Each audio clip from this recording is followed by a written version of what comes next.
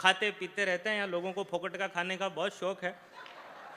फोकट में 500 रुपये मिल रहे हो तो 2000 का काम छोड़ के लाइन में लग जाओ। मैं कह रहा हूँ फोकट में सांप भी मिल रहे हो तो लेके आ जाओ, कोई बात नहीं, पड़ोसियों के घरों में फेंकने के ही काम आएंगे। तो हम तो वो लोग हैं साहब, बहुत अलग लोग हैं। राजस्थान प्रदेश बहुत हंसते खेलते लोगों का प्रदेश है। यहाँ पर बड़े अच्छे लोग हैं साहब। कोरोना में केवल 11 आदमियों की छूट मिली थी। कोई मामा जी बन के आ रहे हैं, कोई कोई क्या बन के आ रहे हैं, कोई महाशा जी बन के आ रहे हैं। इधर पंडित जी फेरे करा रहे, फेरे कराते कराते एक जने ने कहा दूल्हे के काका जी कौन है, तो एक आदमी फटाफट बोला, बोले मैं हूँ। बोले लो ढोल वाले को 1100 रुपये दो। कहा नहीं नहीं नहीं रुको, मैं सगे काका जी को बुला के लाता हूँ। मैं तो काका बाबा में लागा सा। तो वो है साहब, यहाँ तो बहुत अलग प्रदेश है साहब।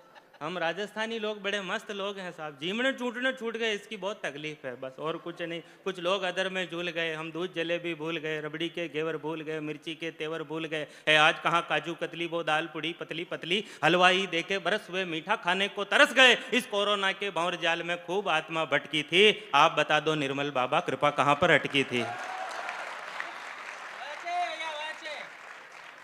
यही आनंद आज पूरी रात बिखरने वाला है। मैं अपने घर में एक तांत्रिक को लेकर के आया। वो तांत्रिक पूरे घर में, क्योंकि मेरे दिन दशा ठीक नहीं चल रही थी, तो वो तांत्रिक घर पे आया और पूरे घर में घूम फिर के देख के, हमारे एक घर के 2 हिस्से किए हुए, तो उधर वाले हिस्से में पूरे घर में घूम फिर के देख के मुझे कहा भाई साहब इस कोने में एक गमला रख दो, इधर एक कांच रख दो और इधर एक ये बना दो, तुम्हारे सब ठीक हो जाएगा, तुम्हारे सब आनंद हो जाएगा, तुम्हारे 2 पैसे आने लग जाएगी, लोग लुगाइयों की लड़ाई खत्म हो जाएगी, तुम्हारे घर में सुख शांति समृद्धि सब आ जाएगी और इस पड़ोसी का बिल्कुल सत्यानाश चला जाएगा, पड़ोसी का वंश नाश हो जाएगा, ये बिल्कुल दिवालिया हो जाएगा, इसके हाथ में कटोरा आ जाएगा, ये भीख मांगेगा। मैंने कहा चुप रह, पड़ोसों मेरे पिताजी रहते हैं।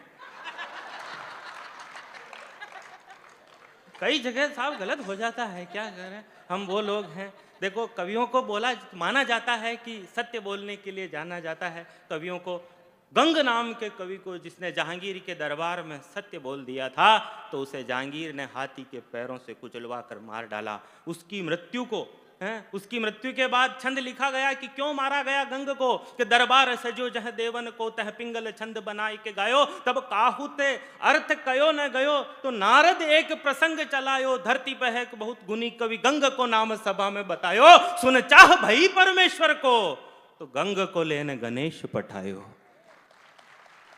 ईश्वर को सुनने की इच्छा हो गई। ऐसे ही जो रचनाकार हैं, आज 3 लोग इस मंच पर उपस्थित हैं। मैं तो ऐसे ही, मुझे संचालन का भी ऐसे दे दिया गया माइक, बाकी मुझे आता जाता कुछ भी नहीं है, मैं बहुत सीधा आदमी हूँ।